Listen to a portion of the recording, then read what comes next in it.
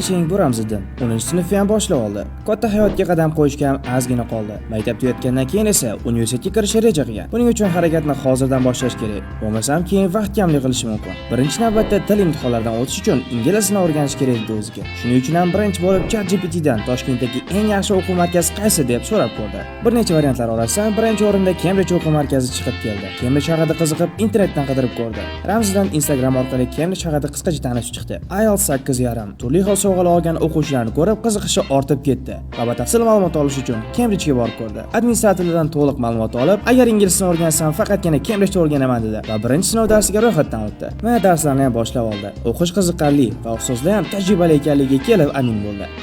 Oradan 1 yil o'tdi. Mana Ramziddin o'qishni ham tamomladi va Cambridge sertifikatini ham qo'lga kiritdi. Endi navbat universitetga. Cambridge sertifikati bilan qaysi universitetga kirish mumkinligini Cambridge app orqali aniqlab olgan edi. Maqsad Buyuk Britaniyaga ketib yaxshi ta'lim olish. Ey, sendachi, Cambridge sertifikati bormi? O'zi yoshligidan chet elda o'qishni orzu qilgan. Hujjatlarni yig'ishda esa Yuken Consulting xizmati bepulliga esiga tushib qoldi. U yerda barcha kerakli maslahatlarni olib, Yuken orqali ham ancha ishlarni bitirib oldi. Cambridge yaxshi ham Yuken bilan hamkorlik qilgan ekan. Menga ancha yordam berishdi. Bu mutlaqo tekin. Mazza-ya. Bir necha 10 minglab o'quvchilarimizni hayotini o'zgarishiga sabab bo'layotganimizdan xursandmiz. Buni esa bitta Ramziddin misolida ko'rib chiqdik. Natijangiz hozirgi qilayotgan qaroringizdan boshlanadi. To'g'ri qaror qabul qilish esa o'z qo'lingizda.